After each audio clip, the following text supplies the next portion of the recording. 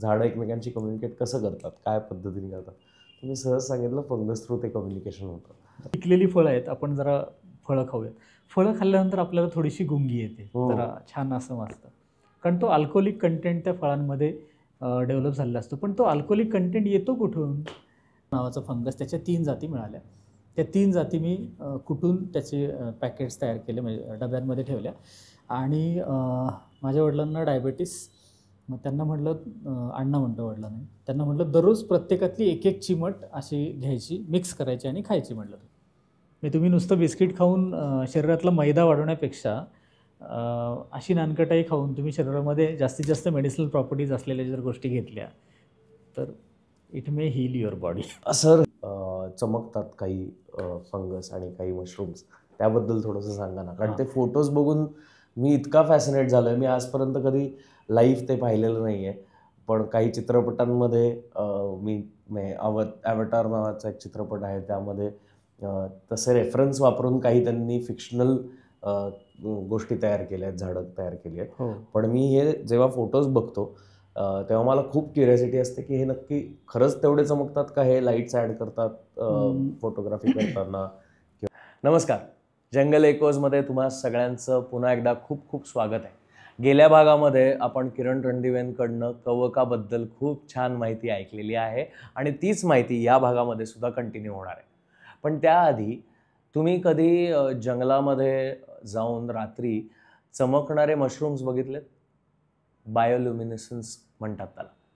हाच एलिमेंट म्हणजे नक्की काय असतो ते या भागात आपल्याला कळणार आहे. सर, जाणून घेऊया, जास्त वेळ वाया न घालवता सुरुवात करूया जंगल एकोजच्या या दुसऱ्या भागाची डॉक्टर किरण रणदिवेंबरोबर.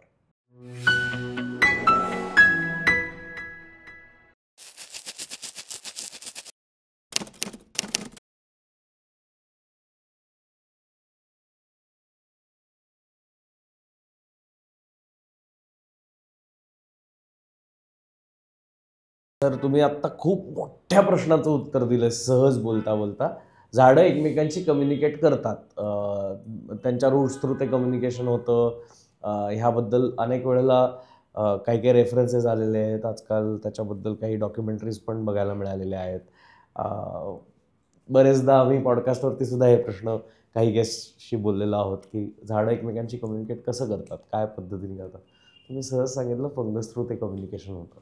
आत्ता ते समजून घ्यायला सोपं जात आहे थोडंसं की किती इंटरेस्टिंग पद्धतीने सगळे एकमेकांशी रिलेटेड आहेत. म्हणजे जेव्हा असा प्रश्न विचारला जातो की अरे नाही, मी फंगसकडे लक्ष दिलं तर काय फरक पडतो, तर हे जाणून घेणं किती इंटरेस्टिंग आहे की त्या फंगस थ्रू ट्रीजचं पण कम्युनिकेशन होतं. त्या फंगसमुळे सॉईल बांधून राहण्याचं पण एक फंक्शन होतं. तुम्ही मगाशी सांगितलं ते रॉक फॉर्मेशन आणि सॉईल फॉर्मेशनसाठी सुद्धा त्याचा, म्हणजे सॉईल कन्झर्वेशनसाठी सुद्धा इट्स व्हेरी इम्पॉर्टंट. सो एक छोटा एलिमेंट जर ॲब्सेंट व्हायला लागला किंवा एक्सटिंक्शनकडे जायला लागला तर कसं सगळंच ढासळेल हे जाणवत आहे आत्ता तुमच्या बोलण्यातनं किंवा हा सगळा अभ्यास समोर येतोय त्यातनं. म्हणजे आम्ही जंगल एकोजची टीम जेव्हा गप्पा मारायला बसतो किंवा आम्ही जेव्हा सुरुवात केली तेव्हा आमचा पहिला मुद्दा हा होता की नेचरला आपली गरज नाही आहे. नेचर रिसेट मारून आपल्याला असा एक्सटेंड करू शकतो, आपल्याला गरज आहे त्याची. म्हणून हे सगळे प्रयत्न चाललेले आहेत आणि हे वाचावं यासाठी धडपड चाललेली आहे. आणि मला आत्ता पुन्हा पुन्हा तुमच्याशी बोलताना हे जाणवत आहे की तुम्ही बोललात त्याच्यातले जे वर्गीकरणाचे मुद्दे आहेत त्याचे आपण ॲक्च्युली इंडिव्हिज्युअली वेगवेगळे पॉडकास्ट केले पाहिजेत प्रत्येक वर्गीकरणाबद्दल, ज्याच्यामुळे आपण कवकांबद्दल आणि फंगसबद्दल जास्त चांगल्या पद्धतीने, मशरूम्सबद्दल जास्त चांगल्या पद्धतीने लोकांना माहिती देऊ शकतो. मला एक इंटरेस्टिंग गोष्ट तुम्हाला सांगायला आवडेल, म्हणजे कन्झ्युमरिझम बिहेवियर जे असतं की मी काही काही गोष्टी जेव्हा कन्झ्युम करतो, मग ती चहा असेल, कॉफी असेल, एखादी वेबसिरीज असेल, सगळं जे काही माझं कन्झम्पशन आहे ते डोळ्यांवाटे असेल, कानांवाटे असेल, नाकांवाटे असेल, पोटावाटे असेल, त्यामध्ये मी आता खूप कॉन्शियस कन्झ्युमरिझम करतो. मी जे जे कन्झ्युम करतो ते मी खूप कॉन्शियसली करतो. आणि त्या याच्यात मध्यंतरी मी मशरूम कॉफीला इंट्रोड्यूस झालो आणि काही कंपनीजनी काही क्लेम्स केलेत काही मशरूम कॉफीजला घेऊन, आणि I was very interested in trying it out. In fact मी माझ्या काही ट्रिप्सवरती जिथे जिथे मी जंगलात भटकायला जातो तिथे ते छोटे सॅशे कॅरी करायचो, आणि मी अनेक जणांना ती कॉफी पाजली की ही ट्राय करा, ही मस्त आहे, ही कॉफी नाही आहे पण हे मशरूम कॉफी आहे. सो सगळे असे की कॉफी नाही आहे आणि मशरूम कॉफी आहे म्हणजे काय, म्हणजे म्हटलं चव कॉफी सारखी लागते पण ऍक्च्युली कॉफी पावडर नाही आहे त्यात, ती मशरूम तयार झालेली कॉफी आहे. आणि मग 7 मशरूम्स आहेत, आणि मग त्याच्या त्या सप्लिमेंट्स किंवा त्याचा हेल्थ बेनिफिट कसा होऊ शकतो आणि इम्युनिटीसाठी कसा फायदा होऊ शकतो. सो चवीमुळे मी त्याच्याशी मला कॉफी आवडते, चहासुद्धा आवडतो, पण कॉफी असे काहीतरी इंटरेस्टिंग प्रकार आले, काहीतरी वेगळं इंट्रोड्यूस झालं तर मला ते ट्रायआउट करून बघायला आवडतं, आणि म्हणून मी मशरूम कॉफीला इंट्रोड्यूस झालो. त्यामुळे मी त्या मशरूम्सशी रिलेटेड झालो. सो त्याच्याबद्दल थोडक्यात सांगाल काय, कारण हे आत्ताचं अगदी रिसेंट ट्रेंड आहे या मार्केटमध्ये. बऱ्याचदा चहा जो आपण घेतो ते चहाची जी पत्ती असते चहा पावडर, तर ती चहा पावडरला एक ठराविक स्मेल येण्यासाठी एक फर्मेंटेशन नावाचा जो प्रकार असतो, किण्वन ज्याला म्हणतो मराठीमध्ये, ते फर्मेंटेशन होणं फार गरजेचं असतं. आणि त्याच्यामध्ये उपयोगी असणारे जे यीस्ट असतात की ज्याच्यामुळे ते फर्मेंटेशन होतं, ते यीस्ट म्हणजे ही बुरशी आहे, फंगस आहे. वडापावमध्ये आपण जो पाव खातो, तो पाव तयार करणारं म्हणजे जे स्पॉन्जी त्याला बनवतं, ते फर्मेंटेशन करून बनवणारं यीस्ट म्हणजे ते फंगस आहे. इथपासून आपण जर सुरुवात केलं तर जवळपास प्रत्येक गोष्टीमध्ये फंगस लागणारच आहे आपल्याला, प्रत्येक याच्यामध्ये. इडलीमध्ये पण आहे, कुठेही फर्मेंटेशन आलं की ते फर्मेंटेशन आलं की तुमचं फंगस त्याच्यामध्ये बऱ्याचदा यायलाच पाहिजे. बऱ्याचदा आपण असं म्हणतो अरे खूप पिकलेली फळं आहेत, आपण जरा फळं खाऊयात. फळं खाल्ल्यानंतर आपल्याला थोडीशी गुंगी येते, जरा छान असं वाटतं, कारण तो अल्कोहोलिक कंटेंट त्या फळांमध्ये डेव्हलप झालेला असतो. पण तो अल्कोहोलिक कंटेंट येतो कुठून, तर फळांच्या सालीमध्ये ही यीस्ट असतात, आणि ती यीस्ट ते फर्मेंट करण्याची प्रोसेस. त्यामुळे ती फळं जितकी जास्त पिकतील तितकी जास्त ते आपण म्हणतो उतरल्यासारखं लागतंय, ठीक आहे, जरा थोडंसं म्हणजे तसतसं त्याचं ते डिग्रेडेशन सुरू होतं, म्हणजे फर्मेंट करत राहतं ते. पण ते प्रॉपर फर्मेंट झालं तर त्या फळाची चव ही आपण सांगू शकत नाही, इतकी सुंदर असते. मग हे जे सगळं आहे हे सगळं परत येऊन थांबतं फंगसपाशी. तुम्ही कुठलीही गोष्ट घ्या, अगदी तुम्ही म्हणाल की बाबा आम्ही जेवणामध्ये आम्ही फंगस खाल्लेलंच नाही, आपण लोणची खातो. लोणची जी आहे ती लोणचं आपण कच्चं म्हणजे अगदी आणखीन मुरलेलं, न मुरलेलं आणि मुरलेलं लोणचं, ह्याच्यामध्ये जो फरक आहे ते फंगसच आहे आतमध्ये. त्याचबरोबर आपण साखरांबा, गुळांबा, साखरांबा, तो जेवढा जास्त फर्मेंट होईल तेवढा जास्त छान लागतो. का बरं? कारण यीस्ट आहे त्याच्यामध्ये, शुगर लविंग यीस्ट आहेत सगळे, सॅकॅरोमायसस, त्याचबरोबर बाकीचे पण यीस्ट आहेत. मग आता हे जे सगळे आहेत, आणि ह्या सगळ्या यीस्टचा उपयोग लोकांनी जे चीज आहे त्या चीजला कलर देण्यासाठी, त्या चीजचं फर्मेंट होऊन त्याचं टेस्ट चेंज करण्यासाठी, अशा कित्येक गोष्टींसाठी याचा सगळ्याचा उपयोग केलेला आहे. तसंच तुम्ही जे सांगितलं टी आणि कॉफी, तर तो गॅनोडर्मा जो आहे आणि त्यातला फेलिनस जो आहे, हे दोन्ही जे काही बुरशी आहेत, ह्या बुरशी म्हणजे लाकूड कुजणाऱ्या त्या ब्रॅकेट फंगस आहेत. त्या ब्रॅकेट फंगसची पूड ही त्याच्यामध्ये वापरली जाते. त्या गॅनोडर्मापासून तयार केलेला साबण हा 700 रुपयाला एक साबण असतो, and that is going to glow your skin like anything. म्हणून 700 रुपयामध्ये द्यायला लोक तयार होतात, पण लोकांना माहिती पण नाही रे ते फंगसपासून बनवलेला साबण आहे. घ्या. वाव, हे कमाल आहे सर. मला खूप आवडतंय हा टॉपिक. म्हणजे मला असे कित्येक गोष्टी कळणार आहेत आय एम शुअर. म्हणजे जसं मगाशी तुम्ही चायनातलं उदाहरण दिलं की ते skin replacement, skin transplantation therapy, that is ganoderma therapy. आणि आपल्या इकडं वेस्टर्न घाट्समध्ये अक्षरशः ढिगाणी उगवतात होते. मी याच्यावर प्रयोग केला खरं तर, अजून तो ऑथेंटिक केलेला नाही म्हणून मी, पण ठीक आहे आता सांगून टाकतो आपलं पॉडकास्टला लोकांना सगळ्यांना. कधीपर्यंत होणार आहे तो ऑथेंटिक? नाही, त्याला अजून 1.5-2 वर्ष जातील. अच्छा. मी काय केलं, हे आपण पॉडकास्टमध्ये दाखवलं तर काही प्रॉब्लेम नाही. तर 3 वेगवेगळ्या मी त्याच्या स्पीसीज घेतल्या त्या गॅनोडर्माच्या. MSc करत असताना, त्यावेळेस विद्यापीठात जात असताना मी कधी सायकलवर जायचो विद्यापीठात, गंमत म्हणून, कारण एक पुस्तक घ्यायला मला जरा पैसे कमी पडले. मग मी 8 दिवस सायकलवरती पुणे विद्यापीठात गेलो, हडपसरवरून सायकलवरती विद्यापीठात परत घरी सगळं करून. मग 8 दिवसानंतर मी ते पुस्तक घेतलं बायोकेमिस्ट्रीचं, लेनिंजर म्हणून, one of the Bible of biochemistry. तर मग त्या दरम्यान मग जाताना काही गप्प बसायचं नाही. मग आपलं जाताना मग कुठल्या झाडावर काय दिसतंय वगैरे वगैरे. मग 3 ठिकाणी मला ते गॅनोडर्मा नावाचं फंगस, त्याच्या 3 जाती मिळाल्या. त्या 3 जाती मी कुटून त्याचे पॅकेट्स तयार केले, म्हणजे डब्यांमध्ये ठेवल्या. आणि माझ्या वडिलांना डायबेटीस, मग त्यांना म्हटलं, अण्णा म्हणतो वडिलांना, त्यांना म्हटलं दररोज प्रत्येकातली एक एक चिमट अशी घ्यायची, मिक्स करायची आणि खायची म्हटलं तुम्ही. मग त्यांनी एक महिना 1.5 महिना त्यांनी ते केलं. असं कडवट, ओरिजिनल फंगस कडवट लागतं थोडंसं. त्यांनी केलं अँड बिलीव्ह मी, त्यांनी नंतर केलं, शुगर टेस्ट केली तर शुगर वॉज व्हेरी नॉर्मल. मला म्हटले अरे नॉर्मल आली शुगर. म्हटलं क्या बात आहे. मग नंतर ते म्हटले काय फंगस वेगवेगळे कुठले देतोयस, काय त्याचा अपाय होणार नाही म्हणून मग त्यांनी नंतर ते खाणं बंद केलं, पण रिझल्ट वॉज पॉझिटिव्ह. मग असं जर असेल, हे मी जस्ट गंमत म्हणून केलेले रिसर्च आहेत काही. आम्ही फार्मसी कॉलेज जे आहे सासवडचं, तिथे आम्ही संशोधन करत होतो.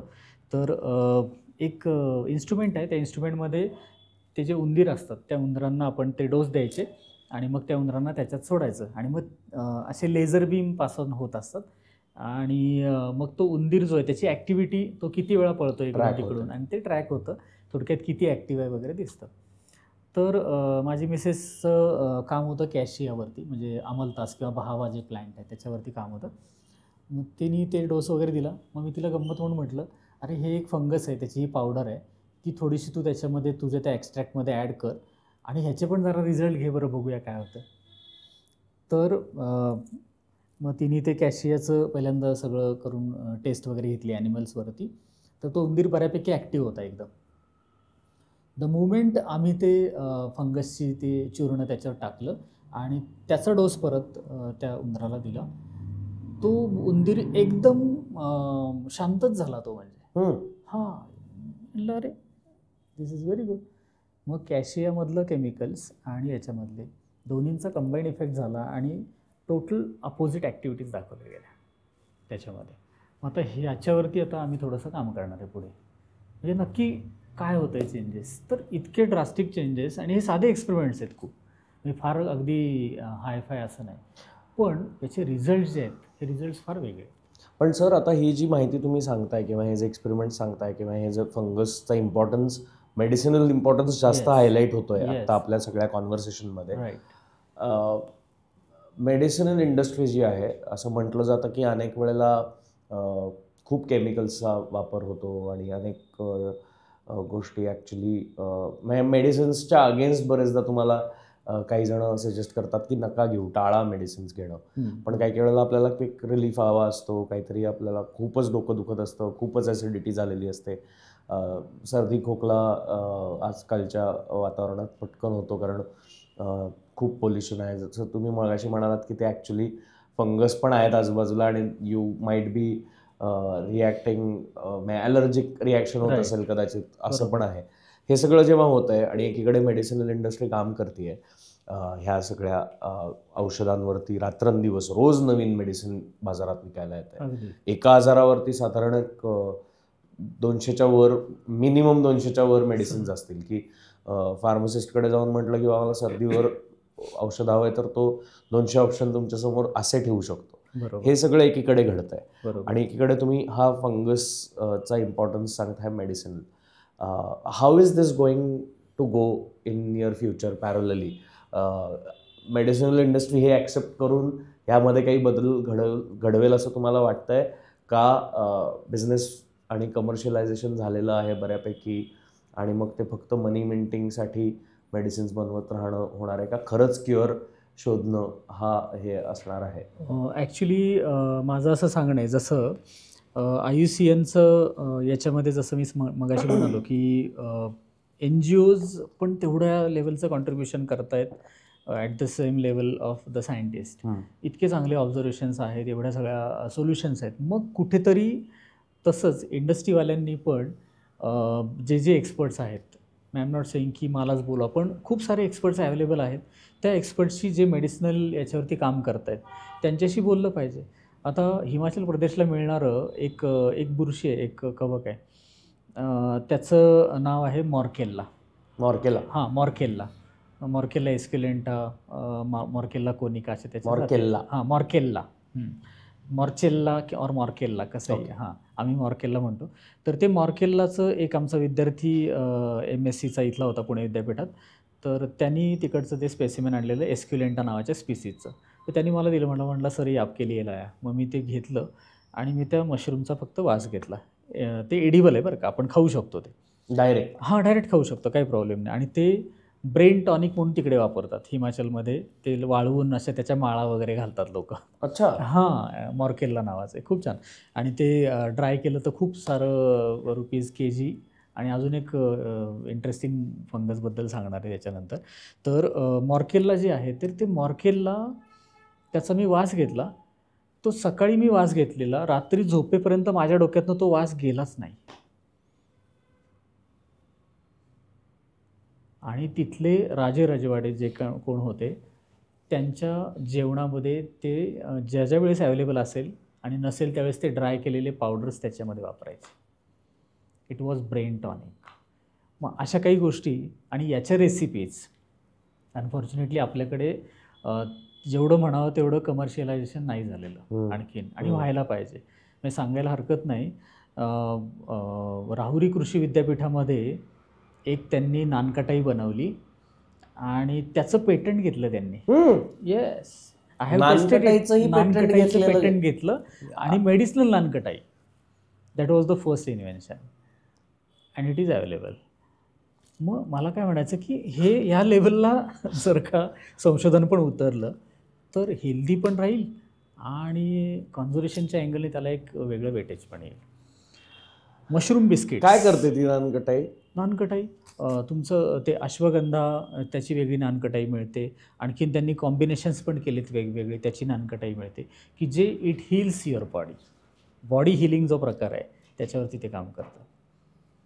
म्हणजे तुम्ही नुसतं बिस्किट खाऊन शरीरातला मैदा वाढवण्यापेक्षा अशी नानकटाई खाऊन तुम्ही शरीरामध्ये जास्तीत जास्त मेडिसिनल प्रॉपर्टीज असलेल्या जर गोष्टी घेतल्या तर it may heal your body.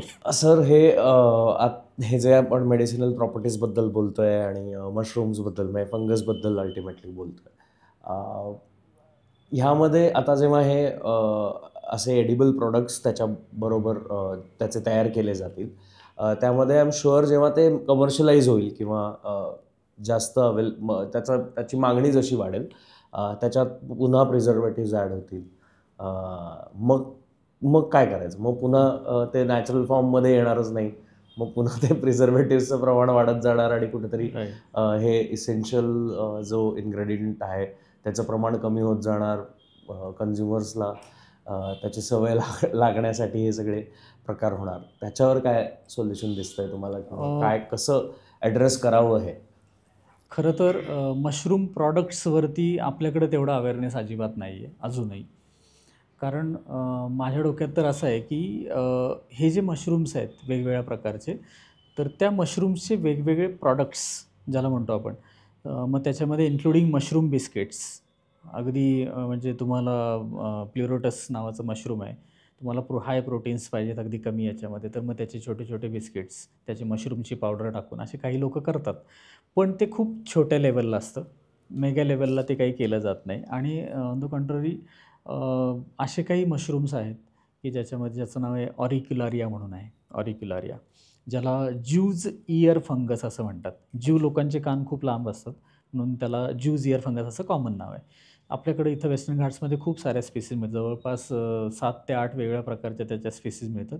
त्याच्या काही स्पीसीज ह्या डायरेक्टोरेट मशरूम, म्हणजे ज्याला national research centre for mushroom Chambaghat Solan, आता सोलनला ते इन्स्टिट्यूट आहे. That is the only mushroom research institution in India. आणि ते मशरूमवरती काम करतं. वेगवेगळ्या मशरूमच्या जाती त्यांनी विकसित केलेले आहेत. तर त्यांच्याकडे खूप सारे स्ट्रेन्स आहेत, स्ट्रेन्स म्हणतो आम्ही त्याला. आणि ते स्ट्रेन्स जे आहेत ते स्ट्रेन्स वेगवेगळे मेडिसिनल प्रॉपर्टीचे स्ट्रेन्स आहेत. तर तसे स्ट्रेन्स आपल्याकडे जसं एखादं आपण चीज बॉल आणि मग चीजमध्येच मग थोडंसं मीठ लावलेलं वेगळं, तिखट लावलेलं वेगळं, असं जे आहे त्या पद्धतीचं जर का आपण प्रॉडक्ट्स डेव्हलप करू शकलो किंवा कंपन्याज अशा कंपन्या त्याच्यामध्ये येऊ शकल्या, तर मला असं वाटतं की एक वेगळं प्रॉडक्ट त्याच्यामध्ये होईल. याचं कारण असं की कंप्लीट बॉडीमध्ये वेगवेगळ्या प्रकारचे ज्याला आपण म्हणतो बूस्टिंग, बॉडी बूस्टर्स म्हणूया आपण त्याला. तर तसं ऑरिक्युलरिया जे फंगस सांगितलं आणि ते पण कोणाकडनं कळालं, तर हिमाचल प्रदेशमध्ये ज्यावेळेस आम्ही काही संशोधन करत होतो MSCच्या वेळेला. तर त्यावेळेस तिथे एक गुराखी फिरत होता आणि त्या गुराख्यानी तिथलं जे काही एक लाकडावर आलेलं मशरूम होतं, ते त्यांनी असं तोडलं आणि मग तो सांगत होता हिंदीमध्ये की ह्याचा उपयोग असा-असा आहे. मग त्याला विचारल्यानंतर त्याने सांगितलं की हे जर खाल्लं आणि सपोज तुमचं अंग दुखत असेल खूप आणि ते तुम्ही खाल्लत, एक मशरूम त्याचं ते खाल्लं तुम्ही की तुमची अंगदुखी पळून जाते. म्हणजे इतक्या म्हणजे साधा तो माणूस आणि तिथं जंगलात फिरणारा तो माणूस, पण त्याच्या माहितीचं सुद्धा जर का संकलन केलं आणि त्या रिलेटेड जर का रिसर्च केलं आणि मग त्याला थोडंसं इंडस्ट्रीशी जर कनेक्ट केलं, तर मला असं वाटतं की एक फार मोठ्या लेव्हलला हे सगळं जाऊ शकतं. आणि आत्ता हार्डली काही कंपन्या आहेत की जे करत आहेत सगळं हे. मशरूमची कॉफी बनवत आहेत वगैरे, जसं तुम्ही पाहिलंत तसं. तसं खूप साऱ्या गोष्टी त्याच्यामध्ये येऊ शकतात. आणि वेगवेगळ्या फंगस ग्रुपमधले वेगवेगळे जे काही स्पीसीज आहेत त्या प्रत्येक स्पीसीजमध्ये काहीतरी वेगळेपण आहे. त्यामुळं तो स्पीसीजचा दिसायला वरनं दिसणारा वेगळेपणा आणि त्याच्या आतमधल्या गुणांचा वेगळेपणा, असं ते दोन्हीही याचा स्टडी जोपर्यंत होत नाही आणि सिस्टमॅटिक स्टडी व्हायला पाहिजे. म्हणजे जे आत्ता सांगायला हरकत नाही, आत्ता जो तो उठतो तो मॉलिक्युलर बायोलॉजी, DNA, RNA या लेव्हलला आत्ता सगळं धावपळ चालू आहे लोकांची. आणि आता रिसर्च पेपरसुद्धा DNAचं शेपूट त्याला जोडल्याशिवाय, रिसर्चचं शेपूट जोडल्याशिवाय तो रिसर्च पेपर पब्लिश होत नाही. बेसिक मॉर्फॉलॉजिकल म्हणजे एक्सटर्नल वरनं आणि आतून स्टडी करणारी जी काही टॅक्सॉनॉमीची बेसलाईन आहे, त्याच्यावरती नुसतं केलं तर तेवढं पेपर्स चांगल्या जर्नलला पब्लिश होत नाहीत. असं पण आत्ताचा ट्रेंड आहे. त्यामुळं कुठेतरी म्हणजे त्या एखाद्या सजीवाचा सपोज मांजर समोर आहे आणि कुत्रा आहे. आता मला समोर डोळ्याला दिसतंय मॉर्फॉलॉजिकली की हे मांजर आहे आणि हा कुत्रा आहे. काहीतरी कॅरेक्टर्स आहेत दोन्हींच्या वेगवेगळ्या. मग याचा केस मी काढणार आणि याचा मी केस काढणार आणि मग दोन्हीचा DNA आयसोलेट करणार आणि मग सगळ्यात शेवटी मग DNAचं हा DNA वेगळा आहे असा आणि हा DNA इथं वेगळा आहे आणि म्हणून हे मांजर आहे आणि हा कुत्रा आहे. पण ते मला दिसतंय समोर, तर ह्या गोष्टींना आपण जर का म्हणजे परत एकदा थोडंसं आपण जसं पूर्वजांनी आपल्या काहीतरी आपण समजतो की काहीतरी वेगळ्या समजुती घालून दिलेल्या आहेत, पण असं नाही आहे ते. तर प्रत्येक गोष्टीला काहीतरी सायंटिफिक रिझन आहे. जसं अगदी मसाल्यापासून घ्या किंवा काही पुरचुंडी तुमच्या खिशामध्ये ठेवा, मग तुम्हाला बरं वाटेल. तर ते कशासाठी? तर ते वेलदोडा असेल किंवा क्लोव्ह असेल किंवा मिरी असेल, त्या सगळ्यांमधनं जे काही फ्लेवर्स, जे काही जे ऑइल्स असायचे, ते ऑइल्स सगळे तुमच्या नाकामधून इनहेल होत राहायचे आणि मग तुम्हाला कुठेही त्याचा इम्पॅक्ट तुमच्या बॉडीवरती व्हायचा नाही. पण लोकांना असं वाटतं, अरे काहीतरी खुळचट समजूत आहे, ते कशाला खिशात ठेवायचं आणि जायचं. ॲक्च्युली म्हणजे कुठलीही गोष्ट म्हणजे आपण मसाल्यामध्ये दगडफूल वापरायचं. काही लोकं म्हणणार, "नाही, मला नाही वापरायचं." कशासाठी वापरायचं? पूर्वजांनी सांगितलं म्हणून मी वापरलंच पाहिजे, नॉट नेसेसरी. पण का वापरण्यासाठी सांगितलं आहे? हळद का सांगितली वापरायला? मिरची का सांगितली आहे? किंवा मिरी का सांगितली? जे आहे त्याचं काहीतरी सायंटिफिक यूज आहे. म्हणजे थोडक्यामध्ये आपण जे कोविडच्या काळामध्ये सगळ्यांनी भोगलं, तर भीमसेन कापूर जो आहे, तो कापूर ज्यावेळेस तुम्ही खिशामध्ये ठेवता, त्यावेळेस तुम्हाला ते तुम्ही ऑटोमॅटिक ते तुमचं इनहेलिंग चालू असतं त्या याचं आणि त्याच्यामुळं ते सगळं अँटीबॅक्टेरियल, अँटी फंगल आणि तुमचं व्हायरल सगळ्यात महत्त्वाचं, जे आत्ता सगळ्यांना त्रास देत आहे आत्ता तुम्हाला, आम्हाला थंडीमध्ये. त्या सगळ्यावरती रामबाण उपाय, कारण ते इनहेल करत राहतं. त्यामुळे तुम्हाला वेगळं औषध घ्यायची गरज पडत नाही. पण ते आपल्याला असं वाटतं, अरे कशाला खिशामध्ये ठेवायचं? किंवा आणखीन काही मेडिसिनल म्हणजे औषधी वनस्पतींचं आपण पार्ट खिशामध्ये ठेवा आणि मग ते जा पुढे, असं जे सांगायचे ते कशासाठी सांगायचे? तर ते त्याचं कारणच ते होतं आणि ह्या सगळ्याला कुठेतरी फंगसचा बेस आहे एवढं नक्की. मशरूम्सबद्दल आपण बोलत होतो सर, आणि त्यामध्ये एक मशरूम जे मला वाटतं प्रोॲक्टिव्हली ज्याबद्दल बोललं जातं काही टिपिकल कम्युनिटीजमध्ये, जसं की काही जण जे नशेच्या नशेसाठी म्हणजे मला कळत नाही कशा पद्धतीने हा प्रश्न तुमच्या पुढे ठेवायचा, पण एक अंमली पदार्थांनंतर जी नशा जाणवते तशी काही मशरूम्समधनं जाणवते असं मी ऐकलेलं आहे. ना मला त्या मशरूम्सची नावं माहिती आहेत, ना मी ते मशरूम कधी पाहिलेलं आहे, कारण आपल्याकडे मला वाटत नाही ते लीगल आहे.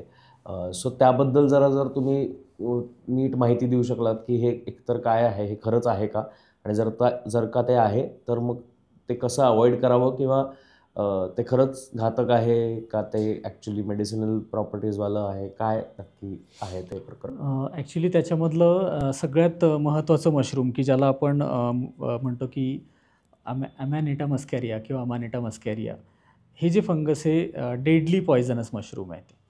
त्या फंगसचा एवढासा तुकडा जर खाल्ला तर ते सायकोथेरपिक ड्रग्ज म्हणून लोक वापरायचे पूर्वी. पण अर्थात त्याला आत्ताही काहीतरी त्याला ज्याला माहिती आहे त्यालाच तो डोस हो ते देऊ म्हणजे शकतात. वापरायचे लोक. अजूनही काही लोक इल्लिगली ते वापरतात आणि मग त्याचा डोस जास्त झाला की मारतात. असंही काही ठिकाणी चालू आहे, पण ते थोडा अवेअरनेस कमी आहे लोकांमध्ये त्या बाबतीमध्ये. तर हे अमानिटा मस्कॅरिया जे आहे तर त्याच्यामध्ये असणारे जे काय अल्कलॉइड्स वेगवेगळ्या प्रकारचे असतील, तर त्यात अमानिटीन, अमानिन, फॅलॉइडीन असे वेगवेगळ्या प्रकारचे केमिकल्स आहेत आणि त्या केमिकल्समुळं त्या ऑर्गॅनिझमला हॅल्युसिनोजेनिक इफेक्ट येतो आणि मग त्याच्यामध्ये तो त्या फेजमध्ये जातो आणि परत एकदा त्याची बॉडी ज्यावेळेस रिलॅक्सिंग मोडला येते, जेव्हा त्याचा प्रभाव कमी होतो त्या केमिकलचा, मग ऑटोमॅटिक तो माणूस नॉर्मल पोझिशनला येतो आणि मग त्याचं नंतर डोकं वगैरे दुखायला लागतं त्याचा साईड इफेक्ट म्हणून. पण हे काही लोक हिमाचल प्रदेशमध्ये जिथं जिथं हे नॅचरली येतं तिथं काही लोक ते वापरतात. म्हणजे लोकांच्या नजरेत येणार नाही जास्त, पण काही लोक नशा म्हणून ते वापरतात काही काही ठिकाणी. पण ते चुकीचं आहे आणि त्याच्यामुळे पण ते पॉयझनस आहे आणि ते रिस्की पण आहे. रिस्की पण आहे. इट इज हायली रिस्की आणि असे प्रयोग करू नयेत ॲक्च्युली. कारण काय होतं बऱ्याचदा इवन आपल्याकडं कोकणामध्ये सुद्धा काही काही ठिकाणी आणि लोणावळ्या खंडाळ्यामध्ये सुद्धा पावसाळ्यामध्ये रोडवरती लोक ते मशरूम्स आणून विकतात. पण त्याच्यामधले सगळेच मशरूम्स हे काही म्हणजे एडिबल नसतात. त्यातले काही मशरूम्सचं माणसांना काही काही ॲलर्जी पण होऊ शकते. त्यामुळं ती प्रत्येक गोष्ट ही आयडेंटिफाईड असल्याशिवाय, ऑथेंटिकेट केल्याशिवाय ते खाऊ नये. आणि मग त्यासाठी मग थोडंफार तुम्ही म्हणता तसं ते मॉलिक्युलर टेक्निकचा वापर करून मग याचं नाव काय, त्याचं नाव काय करून त्याचं डॉक्युमेंटेशन केलं आणि लोकांना क्विक पाहिजे असेल तर ठीक आहे, तुम्ही ते टेक्निक्स वापरून जरूर केलं पाहिजे. पण जसं आमचे खूप मोठे म्हणजे या विषयामधले फार मोठे तज्ज्ञ लेट डॉक्टर A.V. साठे सर, डॉक्टर अरुण साठे सर खूप मोठे लॉयर पण होते आणि खूप मोठे मायकॉलॉजिस्ट पण, तर मशरूमॉलॉजिस्ट बेसिकली. तर त्यांनी 110 वेगवेगळ्या खाद्यपुरुषांचा शोध लावलेला आहे. 110 त्यांचा तो रिसर्च पेपर म्हणजे शोधनिबंध पण आहे. तर त्यांनी संपूर्ण महाराष्ट्रामध्ये फिरून त्यांनी त्या फंगसचं एनलिस्टिंग केलं, म्हणजे नावं त्याची केली आणि ती 110 स्पीसीजचं त्यांनी पब्लिश केलं आहे. तर अशा 110 स्पीसीज आहेत, पण आपल्याला माहिती आहेत ते बोटावर मोजण्या इतक्या 3-4 फक्त मशरूम जे आपण खातो, button mushroom, pleurotus sajor caju, auricularia mesenterica, polytricha and some puff balls like lycoperdon. त्यामुळं तेवढ्याच फक्त आपल्याला माहिती आहेत. पण बाकी ते सोडून बाकीच्या बऱ्याच आहेत की त्याच्यामध्ये मग काही स्पेशलाइज्ड अशा वॉल्वेरियल्ला वोलुएशिया नावाच्या आहेत. अशा खूप साऱ्या तुम्हाला जवळपास 110 स्पीसीज तुम्हाला सांगता येतील की ज्या खाद्यपुरुष आहेत आणि त्याच्यावरती संशोधन होणं महत्त्वाचं आहे.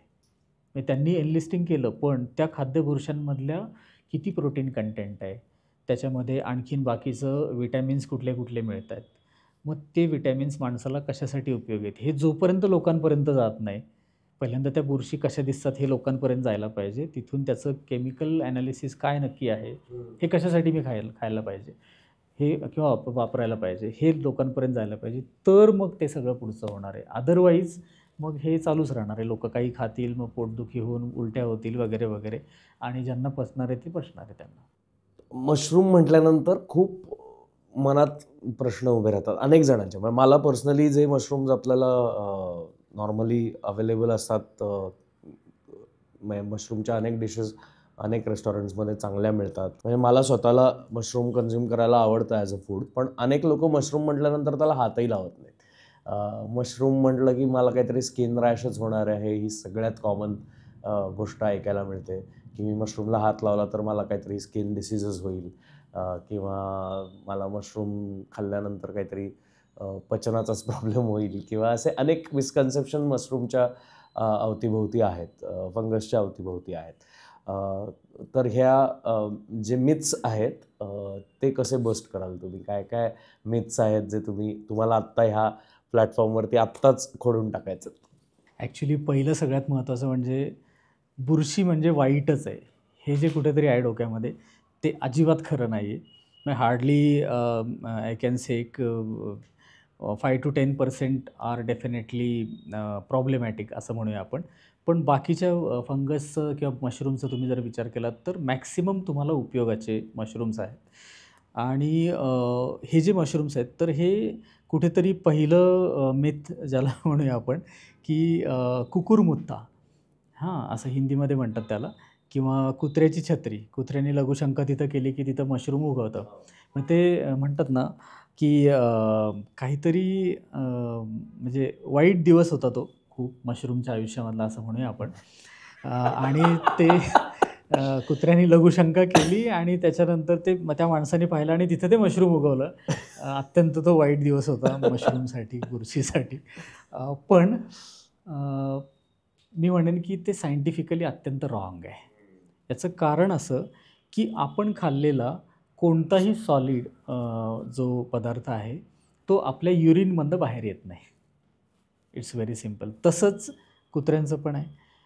डायजेस्टिव्ह सिस्टीममधला फिकल मॅटर फक्त सॉलिड आपला बाहेर पडतो. बाकी लघवीमधून किंवा युरिनमधून सॉलिड पार्टिकल बाहेर येतच नाही. त्यामुळं कुत्र्याने लघुशंका केली आणि मग तिथं मशरूम उगवलं, हे अत्यंत खोटं आहे, अत्यंत चुकीचं आहे. म्हणजे कुणीतरी अपप्रचारच केलेला आहे ठरवून, असं मला बऱ्याचदा वाटतं. आणि ते त्यामुळं सगळ्यांनी लक्षात ठेवायला पाहिजे की असं काहीही नाही आहे. तर मशरूमला ज्या ठिकाणी थोडीशी ओलसर गोष्ट आहे, ओलसर जागा मिळेल त्या ठिकाणी सगळ्यात जास्त चांगल्या पद्धतीने ते वाढतं. ते का वाढतं? कारण का त्याचं मशरूमचं जे काही कवकजाल असतं, छोटे छोटे पांढरे धागे असतात, त्याला हायफा म्हणतात, कवकतंतू म्हणतात. ते कवकतंतू वाढण्यासाठी त्याला थोडासा ओलावा लागतो आणि तो ओलावा ज्याच्यापासून मिळेल तिथे ते वाढत राहतं. त्यामुळं त्या कुत्र्याच्या लघुशंकेचा आणि त्याचा काहीही संबंध नाही. हे एक. आणि दुसरं गोष्ट, मशरूम हे नॉनव्हेज आहे. बरेच व्हेजी म्हणतो त्याला आपण. तर तेच म्हणतात की नाही हे नॉनव्हेज आहे, अगदी ते असं कचकच लागतं ते नॉनव्हेजसारखं, पण असं नाही आहे. इट इज 100% प्युअर व्हेज आहे, प्युअर व्हेज असं मी म्हणेन. आणि तुम्ही जर बघाल त्याचं जर जीवनचक्र पाहिलं या बुरशीचं, तर ते बऱ्यापैकी ह्या वनस्पतींच्या जीवनचक्राच्या एकदम जवळ आहे. जरी त्याच्यामध्ये कायटिनस त्याची वरची जी त्याला आपण पेशीभित्तिका म्हणतो, सेल वॉल म्हणतो, ती जरी कायटिनस असेल आणि त्याचं आणि जरी ॲनिमल किंगडमचं साम्य असेल थोडं, पण मॅक्सिमम ते प्लॅन्ट ओरिजिनेटेड आहे. त्यामुळं 99% मी म्हणेन की ते प्लॅन्टच्या निगडीत आहेत, प्लॅन्टच्या जवळच आहे. पण थोडाफार आपण म्हणतो की इन बिटवीन, जसं एव्होल्युशनमध्ये जसं आपण म्हणूया की ह्या उत्क्रांतीमध्ये जशी उत्क्रांती होत गेली तसतसं काही सजीव जे असतील ते काही सजीवांमध्ये दोन्हीही ग्रुपच्या कॅरेक्टर्स तुम्हाला बघायला मिळतील. तसं ते थोडंफार झालेलं आहे असं म्हणायला हरकत नाही. त्यामुळं हे एक सगळ्यात मोठं लोकांच्या मनामध्ये असलेलं कोड आहे की हे नॉनव्हेज आहे, तर असं अजिबात नाही, हे प्युअर व्हेज आहे असं माझं म्हणणं आहे. वा सर, अजून असे काही मिथ्स आहेत तुम्ही ऐकले? ॲक्च्युली खरं तर बऱ्याचदा लोक म्हणतात की मॅक्सिमम मशरूम हे पॉयझनस असतात आणि ते बऱ्यापैकी त्याचा ओडर जो असतो त्याला फंगॉइड ओडर म्हणतो आम्ही. तर बऱ्यापैकी कुठलंही मशरूम तुम्ही घेतलं तरी त्याचा एक टिपिकल स्मेल असतो, त्याला फंगॉइड ओडर असं आम्ही म्हणतो. पण तो फंगॉइड ओडर आला म्हणजे ते खराबच आहे असं काही नसतं. म्हणजे अगदी प्युरोटस जे आपण खातो किंवा बटन मशरूम खातो, ॲगॅरिकस बायस्पोरस किंवा ॲगॅरिकस बायटॉर्क्विस, या कुठल्याही मशरूमचा तुम्ही जर का वास पाहिला तर थोडाफार वास तुम्हाला सारखाच दिसेल. तो फंगॉइड ओडर असतो आणि तो त्याच्या त्या सगळे जे काही सेल्स असतात त्याच्या आणि त्याचे जे काही हायफा किंवा कवकतंतू असतात त्यांचा तो एकत्रित झालेला तो वास असतो. बऱ्याचदा आणखीन एक मिथ असं असतं की खूप कलरफुल आहे म्हणजे डेडली पॉयझनस आहे. म्हणजे जसं अमानिटा मस्कॅरिया खूप ब्राईट रेड ब्लड कलर असतं आणि त्याच ब्लड रेड कलरचं रसुला म्हणून एक फंगस आहे, मशरूमच आहे ते पण. तर ते रसुला पण सेम कलर दिसतो, पण russula is highly edible and this is highly poisonous. त्यामुळे लोकांचं असं मिथ झालं की अरे नाही, डेडली पॉयझनस म्हणजे कलरफुल म्हणजे डेडली पॉयझनस, असं अजिबात नसतं. त्यामुळे कलरफुल आर ऑल्सो एडिबल, म्हणजे नॉट ऑल, सगळेच्या सगळेच नसतील, पण अगदी सगळे कलरफुल दिसतात ते सगळे प्रचंड डेडली पॉयझनस आहे, मग हात लावला तर मला काहीतरी होईल, मग ॲलर्जीज येईल वगैरे, असलं काही नसतं.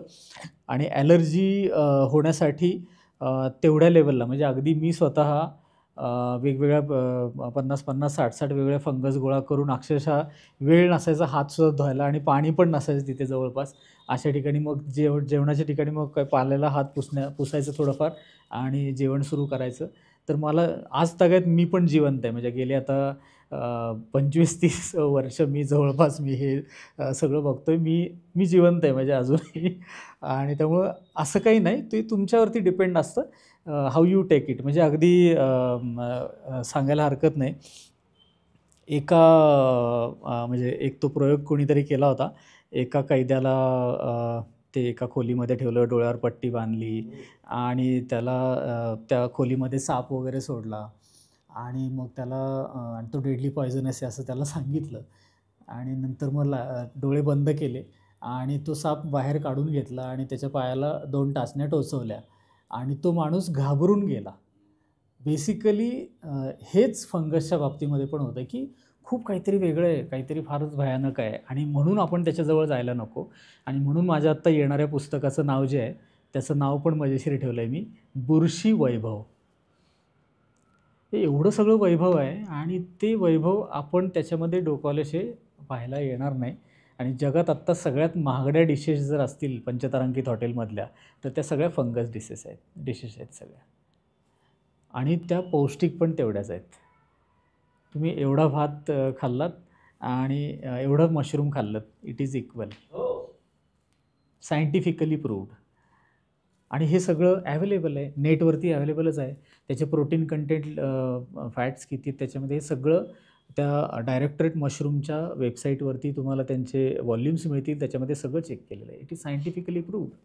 त्यामुळं आपण कुठेतरी हे सगळे मिथ डोक्यामध्ये घेऊन जर आपण बुरशीशास्त्राकडे किंवा फंगसकडे पाहायला लागलो, तर नक्कीच आपल्याला असं वाटेल की अरे नको या विषयाकडे जायला. पण त्याच्या मेडिसिनल पॉईंट ऑफ व्ह्यूने आपण ज्यावेळेस एखादी टॅबलेट घेत असताना, अरे याच्यामध्ये 50 ते 60% मशरूमचंच फंगसचाच कुठल्या ना कुठल्या तरी पार्ट आहे, भले प्लॅन्टचा असेल तरीसुद्धा प्लॅन्टचे एंडोफाईटमध्ये पण फंगस आहेत आणि त्याचा कुठला तरी पार्ट आपण घेतो आहे, ह्याचा विचार जरी आपण केलात तरी मला असं वाटतं की फंगसबद्दल प्रेम नक्की वाटायला लागेल. मला तर खूप वाटतंय सर, मी प्रेमात आहे आजपासून फंगसच्या. थँक्यू. मी आणि कॅन्सल कल्चर वापरून मी आजपासून कवक हे नाव फायनल केलंय. बुरशी हे नाव आजपासून कॅन्सल आहे माझ्यासाठी आणि ग्रेट. आमच्या टीमसाठी. तुम्ही बोला माझ्यासमोर बुरशी, मग बघा.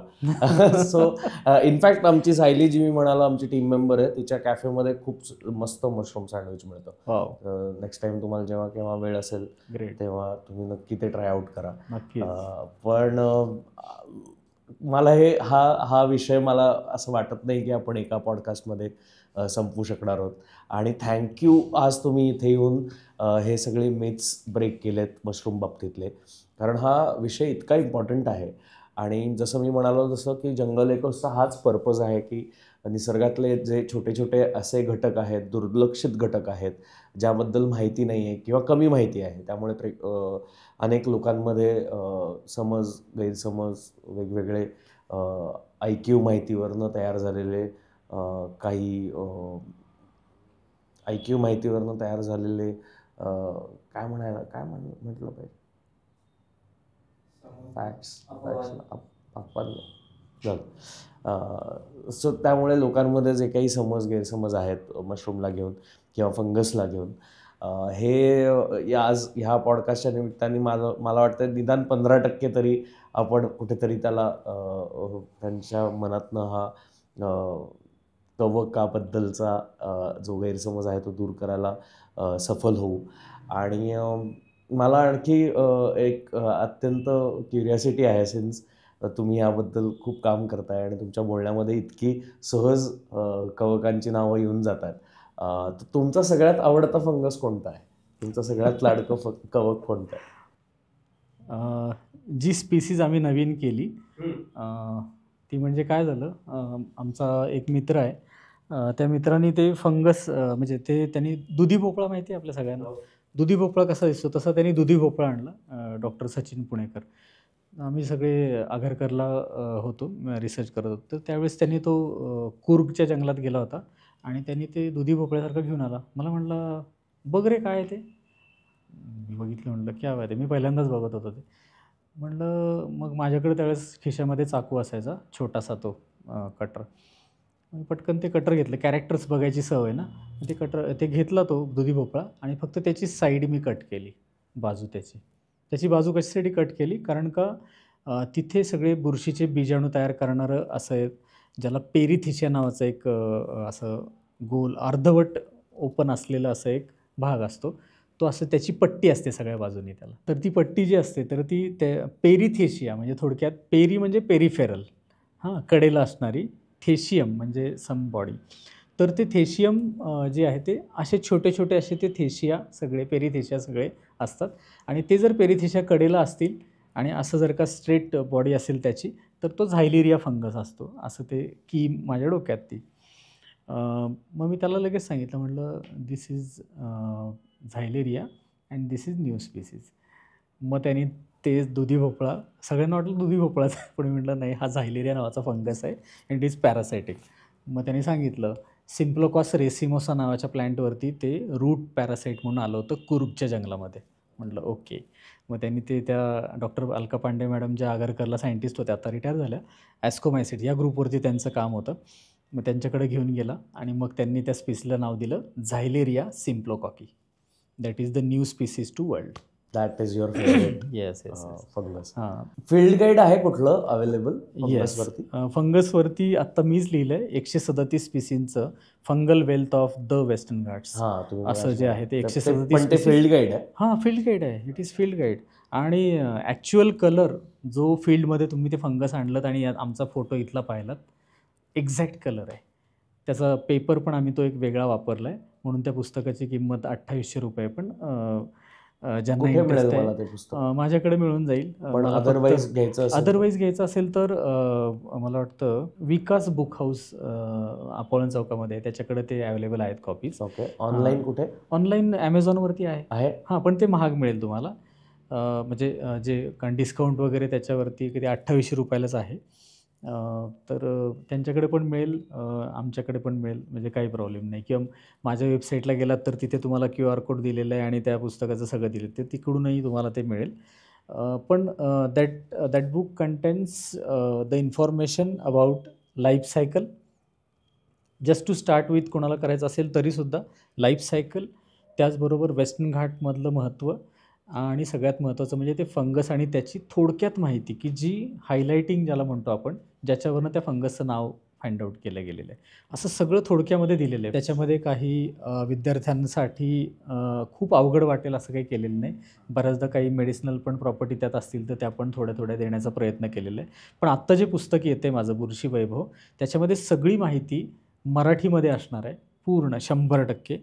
मी वर्गीकरण पण त्यातलं आपल्या लोकांना, सगळ्यांना, मराठी लोकांना समजावं म्हणून असं एक वेगळं वर्गीकरण केलं थोडक्यात थोडकं. आणि ते पुस्तक 1 ते 2 महिन्यामध्ये आपल्या सगळ्यांच्या हातामध्ये नक्की असेल. बुरशी वैभव म्हणून भारतामधलं पहिलं पुस्तक आहे ते, बुरशीवरचं मराठीमधलं. तर असं थोडेफार एफर्ट्स चालू आहेत. आवडतं पुस्तक कोणतं आहे कवकांच्या माहितीबद्दलचं? माझं आवडतं म्हणाल तर मग ते इंट्रोडक्टरी मायकॉलॉजी, ॲलेक्सोपोलस, म्हणजे ते बायबल म्हणतो आम्ही मायकॉलॉजीचं, अप्रतिम लिहिलेलं आहे. आणि ॲनेजा मेहरोत्रांचं पण इंट्रोडक्शन टू मायकॉलॉजी आहे, ते पण खूप छान आहे. ॲनेजा मेहरोत्रा इंडियन ऑथर्स आहेत, पण खूप चांगले वर्कर आहेत ते मायकॉलॉजीमधले. ते पण खूप छान पुस्तक आहे, त्याच्यात बेसिक सगळं खूप छान दिलेलं आहे. ही 2 पुस्तकं. आणि आमचं आणखीन एक, माझ्या गुरूंबरोबर, रानडे सरांबरोबर एक पुस्तक आहे, मिक्झोमायसिट्स. म्हणजे आता तुम्ही म्हणाल हे काय काय तुम्ही वेगवेगळी नावं सांगताय, पण अगदी साधं क्लासिफिकेशन सांगतो, सगळ्यांच्या लक्षात राहील. बुरशीचा जो बीजाणू असतो, तो बीजाणू रुजल्यानंतर त्याच्यातून अमिबा बाहेर आला तर तो मिक्झोमायसिट्स नावाचा ग्रुप, मिक्झोमायकोटा ग्रुप. आणि त्या बुरशीच्या एका बुरशीच्या बीजाणू रुजल्यानंतर त्यातनं कवकतंतू बाहेर आला, हायफा बाहेर आला, तर ते सगळं एक वेगळा ग्रुप. साधं क्लासिफिकेशन आहे. त्यामुळं ते मिक्झोमायकोटा ग्रुप. आणि यू मायकोटा, यू म्हणजे ट्रू, मायकोटा मायकॉस म्हणजे मशरूम किंवा फंगस, म्हणजे ट्रू फंजाय.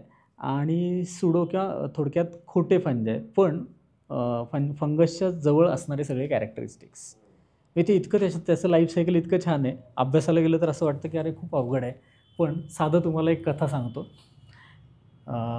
बुरशी आलेली आहे ती, त्या बुरशीची बीजाणूधानी आहे अशी वरती, त्याच्यातनं बीजाणू सगळे उडाले, ते बीजाणू इकडं तिकडं सगळे पसरले. थोडंसं ओलसरपणा जिथं जिथं मिळाला तिथं तिथं त्यांच्या आतमधला तो अमिबा बाहेर आला. मग तो अमिबा क्रॉल करत इकडं तिकडं, जसं आपण वडापाव खा, स्प्राईट पी वगैरे वगैरे, तसं ते फॅगोसायटॉसिस म्हणजे सॉलिड पार्टिकल्स त्यांनी एनगल्फ केले, ड्रॉपलेट्स काही पिनोसायटॉसिस केलं, आणि ते सगळे इकडे तिकडे क्रॉलिंग त्यांचं चालू होतं. मग त्यातला एक अमिबा जो असतो तो खूप हुशार असतो. मग तो एक केमिकल सिग्नल सिक्रेट करतो, चला या आता सगळे इकडं. मग सगळे अमिबा एकत्र येतात, सगळे एकत्र येतात, एक ग्रुप बनवतात. मधल्या ज्या वॉल्स असतात त्या सगळ्या डिझॉल्व होतात आणि एकच मोठी पेशी बनते, त्याला म्हणायचं प्लाझ्मोडियम. ते प्लाझ्मोडियम छानपैकी मग अजून चरतं, इकडे तिकडे फिरून सगळीकडं खातं किंवा पितं, आणि मग एके ठिकाणी स्थिर होतं, आणि मग तिथं सगळ्या फ्लोटिंग बॉडीज तयार होतात. हे झालं लाईफ सायकल. ती इंटरेस्टिंग पद्धतीने तुम्ही समजावलं. जर मला तुम्ही कॉलेजच्या वेळेला शिक्षक असतात तर मी कदाचित अभिनेता नसतो झालो. कारण इतक्या इंटरेस्टिंग पद्धतीने तुम्ही शिकवत असता तर माझं डेफिनेटली इंटरेस्ट बदलला असता, किंवा माहीत नाही मला, पण किती छान एक्सप्लेन केलं तुम्ही, मला फारच आवडलं. तुमचा एखादा असा आवडता माहितीपट आहे ज्यामध्ये कवकांबद्दलची खूप छान माहिती आहे, किंवा चित्रपट आहे? नाही, चित्रपट ॲज असं मी तरी पाहिलेलं नाही.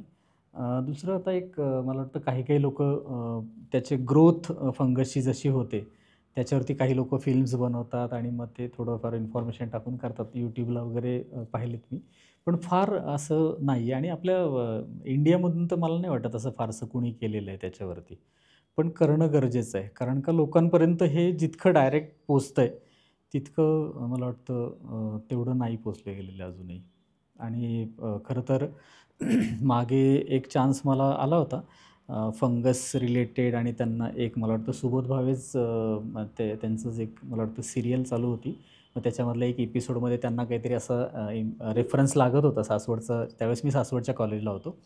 मग नंतर त्यांनी मला सांगितलं, मग त्यांनी त्या आमच्या विद्यार्थ्याला एकाला सांगितलं मला अशी अशी इन्फॉर्मेशन पाहिजे, मग त्यांनी रेफरन्स दिला होता.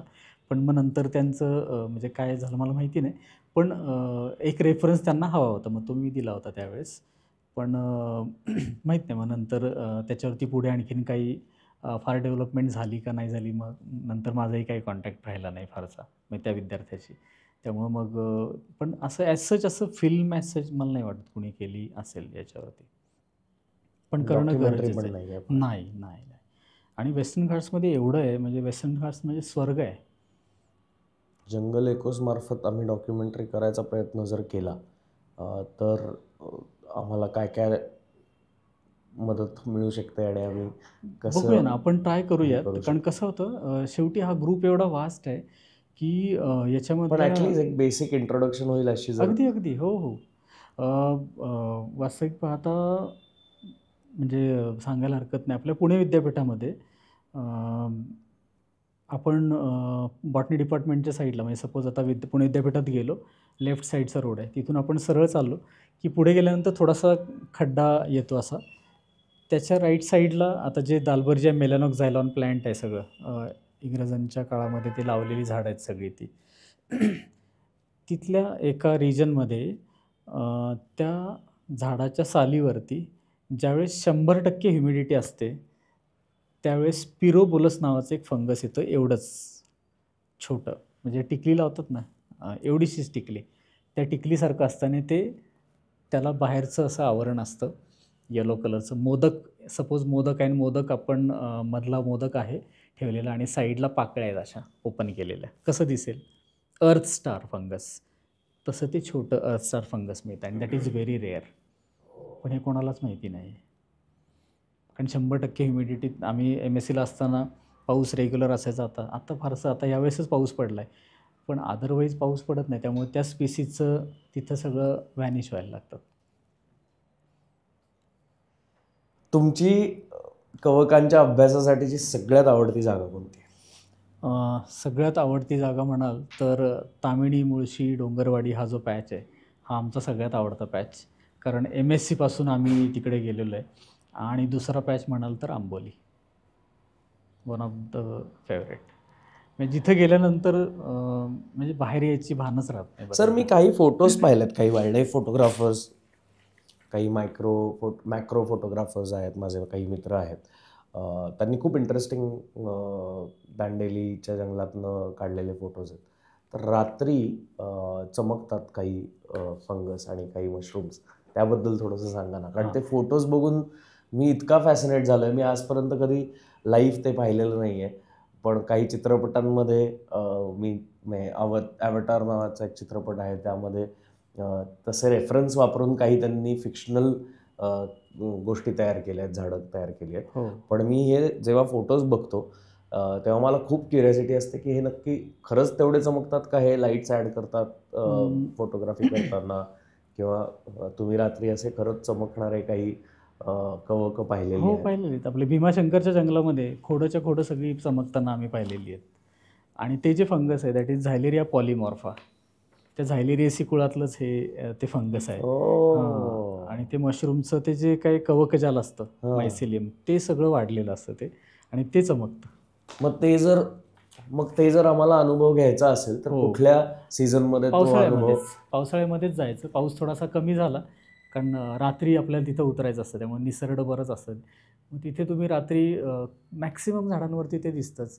त्यातलं काही मला वाटतं सिंहगडच्या काही पॅचेसमध्ये पण दिसतं आपल्याला, आणि तामिणी, मुळशीमध्ये पण काही पॅचेसमध्ये दिसतं. नंतर इकडे तुम्ही आंबोलीला गेलात तर दिसतंच ते, त्यात वादच नाही. पण बऱ्यापैकी झायलेरिया पॉलिमॉर्फा आहे. आणि मशरूम्स पण काही काही आहेत की जे बायोल्युमिनेसेंट मशरूम्स आहेत. त्याच्यामध्ये मायसेना लक्स कोलाय म्हणून एक आहे. Mycena lux coeli, lux stands for light, म्हणून ते लक्स कोलाय, लाईट देणारं मशरूम म्हणून त्याचं नावच मायसेना लक्स कोलाय पडलेलं आहे. आणि दुसरं त्याचीच भाऊबंद मायसेना हिमॅटोपस. तर ते हिमॅटोपस म्हणजे हिमॅटॉस म्हणजे रेड कलर, तर ते ब्लड रेड कलरचं असतं म्हणून त्याला हिमॅटोपस. पण हे सगळे पावसाळ्यातच बघायला पावसाळ्यामध्येच मशरूम्स पावसाळ्यामध्येच मॅक्सिमम. पण जे वूड रॉटिंग फंज आहेत की जे पॅरासायटिक आहेत ते वर्षभर तुम्हाला मिळतील. आणि आणखी एक पण एव्हरग्रीन फॉरेस्टमध्ये आपण जेव्हा जातो तिथे बऱ्यापैकी मशरूम्स थ्रायव्हिंग असतात. अगदी पावसाळा नसला तरी त्या मशरूम्सला ग्रो होण्यासाठी जो लिटर कव्हर असतो तो लीफ लिटर कव्हर चांगला जिथं असेल तिथं ते मायसिलियम जास्त चांगलं वाढतं. आणि जेवढं मायसिलियम जास्त चांगलं वाढेल तेवढे मशरूम जास्त येतात. सर, मला तुमच्याशी गप्पा मारताना खरंच वेळेचा अंदाज येत नाही आहे. आणि मला आत्ता असं जाणवतं आहे की तुम्ही पुन्हा आम्हाला जर वेळ दिलात तर आपण याबद्दल अजून छान माहिती गोळा करू शकू. इनफॅक्ट आत्ता जे आपण बोलत होतो की पावसाळ्यात हे बायोल्युमिनेसन्स दाखवणारे मशरूम्स आम्हाला काही जंगलांमध्ये जाऊन बघता येतील. जर जमलं तर आपण एखादा पॉडकास्ट पावसाळ्यात अशा जंगलांमध्येच ह्या कवकांच्या बरोबरीने जर शूट करू शकलो तर आय थिंक मज्जा येईल आम्हाला तुमच्याबरोबर ॲक्च्युली फील्डमध्ये जाऊन एखादा पॉडकास्ट शूट करायला. आणि पुन्हा एकदा खूप खूप धन्यवाद. तुम्ही इतकी व्हॅल्युएबल इन्फॉर्मेशन कवकांबद्दलची आज दिली. आज माझ्या मनातनं एक खूप निगेटिव्ह कनोटेशन जे बुरशी शब्दाचं होतं ते काढून टाकलेत तुम्ही. म्हणजे बरेचदा मी हे ऐकतो, काही काही वेळेला हे आपल्या आजूबाजूला सहज वापरलं जातं की एखाद्याला उद्देशून असं म्हटलं जातं की अरे तो एखाद्या ग्रुपला लागलेली बुरशी आहे रे, किंवा तर मला तेही महत्त्व त्या व्यक्तीला द्यावं असं वाटत नाही. कारण मला आत्ता जाणवत आहे की ते निगेटिव्ह कनोटेशन असूच शकत नाही. कारण बुरशीला एवढं महत्त्व कशासाठी आहे, कारण का ॲनिमल किंगडम नंतर सगळ्यात जास्त ज्यांचं पॉप्युलेशन आहे आणि स्पीसीज डायव्हर्सिटी आहे, that is the second highest group of world, म्हणजे world of organisms actually. Wow highest number. Wow. Animal kingdom नंतर हायेस्ट नंबर जर लागत असेल तर पंजाचा लागतो. सो एखाद्या व्यक्तीला उद्देशून जर बुरशी हा शब्द वापरत असाल तर तुम्ही त्या व्यक्तीला खरं तर खूप जास्त महत्त्व देताय. राईट, हे ॲब्सोल्युटली. तुम्हाला लक्षात घेतलं पाहिजे या अगदी. पॉडकास्टच्या निमित्ताने. अगदी. Sir thank you so much. Thank पुन्हा you. एकदा जंगल एकोसच्या या भागामध्ये तुम्ही आज आम्हाला कवकाकडे बघण्याचा एक वेगळा दृष्टिकोन दिलायत आणि खूप बरं वाटतंय मला की आज तुम्ही इथे येऊन ही माहिती शेअर करू शकलात आमच्याशी. आय एम लुकिंग फॉरवर्ड की आपण पुन्हा एकदा नव्याने ह्या अनेक इतर जे मिस आऊट झालेले मुद्दे आहेत त्याबद्दल बोलू. पण आत्ता शेवटी जाता जाता तुम्हाला आमच्या प्रेक्षकांना काय सांगावंसं वाटतंय, कवकांबद्दल, फंगसबद्दल काय सल्ला द्यावासा वाटतोय, काय सांगावंसं वाटतंय, कन्झर्वेशनबद्दल काय सांगावंसं वाटतं? खरं तर सर्वप्रथम तुम्हा सगळ्यांचे खूप खूप मी आभार मानतो की बुरशीसारख्या विषयावरती बोलण्यासाठी मला तुम्ही इथं बोलवलं. त्याबद्दल तुम्हा सगळ्यांचे मनापासून धन्यवाद. आणि तुम्हा सगळ्यांना एकच फक्त सांगेन की बुरशी काय किंवा कुठलाही सजीव काय, या सगळ्याची वर्गीकरण शास्त्र जे आहे ते खूप बेसिक आहे आणि मला वाटतं ते बेसिक अगोदर शिकणं आपण सर्वांनी फार महत्त्वाचं आहे. आणि ते जितकं तुम्ही चांगलं शिकाल तितकं जास्त ह्या बुरशींबद्दल आणि सजीवांबद्दल तुम्हाला माहिती होईल. आणि सगळ्यात महत्त्वाचं म्हणजे नैसर्गिक पद्धतीने आपण जर का निसर्गाशी वागलो खऱ्या अर्थाने, तर मला असं वाटतं की खूप निसर्ग आपल्याशी बोलतो आणि निसर्ग आपल्याला खूप साऱ्या गोष्टी सांगत असतो. आणि ते निसर्गाच्या जवळ, निसर्गामध्ये जाऊन आपण खऱ्या अर्थाने नैसर्गिक जर वागलो तर मला असं वाटतं की खऱ्या अर्थाने ते निसर्गाची देणगी आपण आपल्यामध्ये थोडीफार तरी घेण्याचा प्रयत्न करतो आहे असं म्हणायला हरकत नाही. आणि या बाबतीमध्ये जिथं जिथं आपल्याला कुठली माहिती गरजेची वाटेल, काही मिथ्स आहेत असं वाटेल आणि ते सॉल्व करायचं वाटेल, तरी जरी आपण माझ्याशी कॉन्टॅक्ट केलात तरी आनंदाने मी आपल्या सगळ्यांना त्यामध्ये जेवढं मला शक्य आहे तेवढं मी नक्कीच सांगण्याचा प्रयत्न करेन. आणि खरं तर एवढं मोठं हे सगळं फील्ड आहे, पण तुम्ही जर का ठरवलं की या फील्डमध्ये काहीतरी करिअर करण्यासारखं खरंच आहे का, तर माझं उत्तर त्याला हो असं असेल.